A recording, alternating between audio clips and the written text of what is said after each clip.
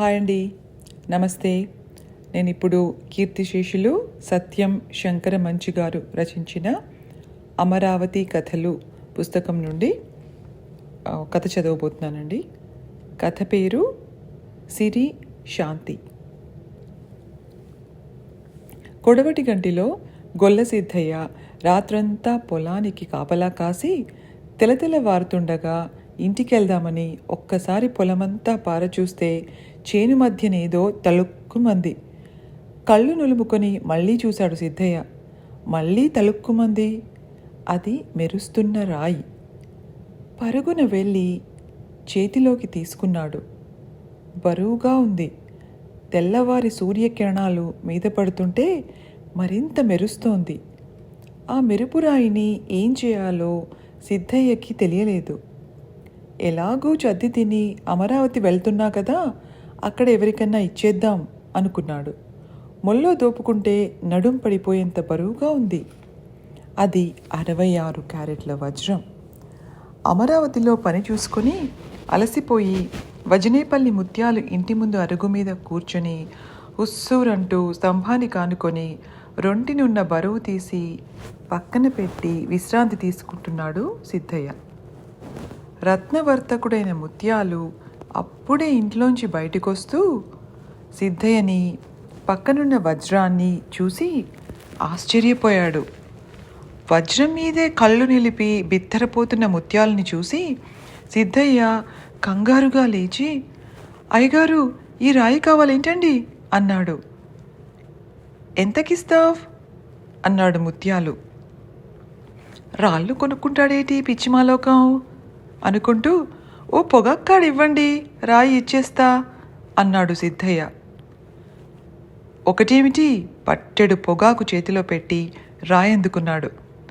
10 రోజులకి సరిపడా పొగాకు దొరికినందుకు పొంగిపోతూ కొడవటి గంటి వైపు నడిచాడు సిద్ధయ్య.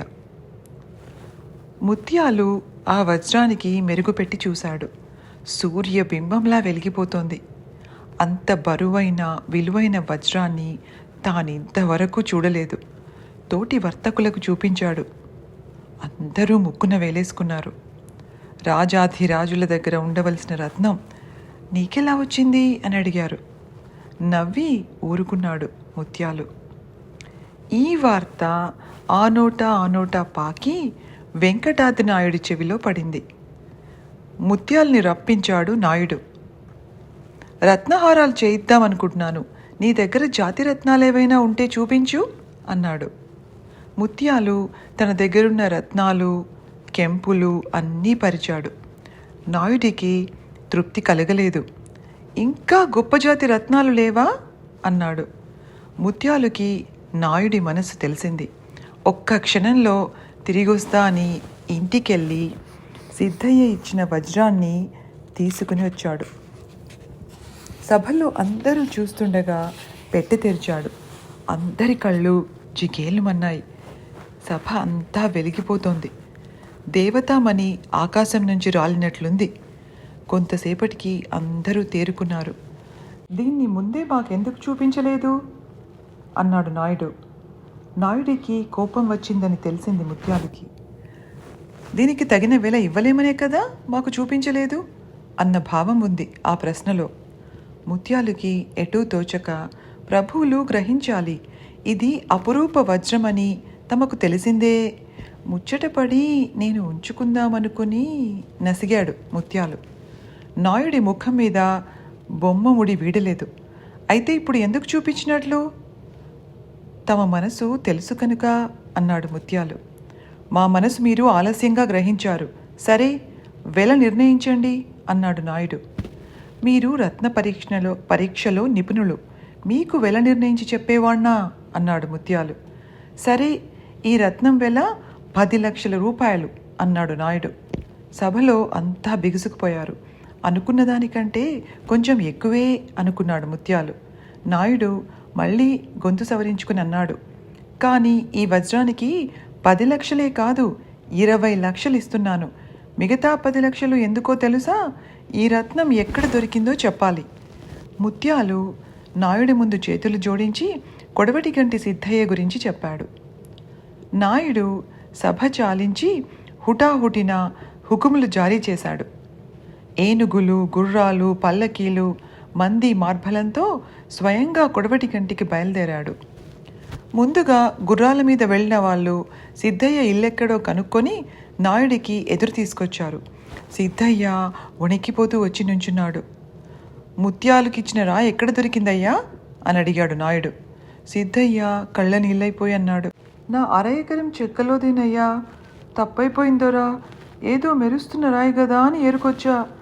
ఆయన అబ్బురంగా చూస్తుంటే ఇచ్చినానయ్యా. నేను అడిగింది ఒక్క పొగాక్కాడేనయ్యా, ఆయనే పట్టెడిచ్చిండు, తప్పు నాదేనయ్యా అంటూ సాగిలపడ్డాడు.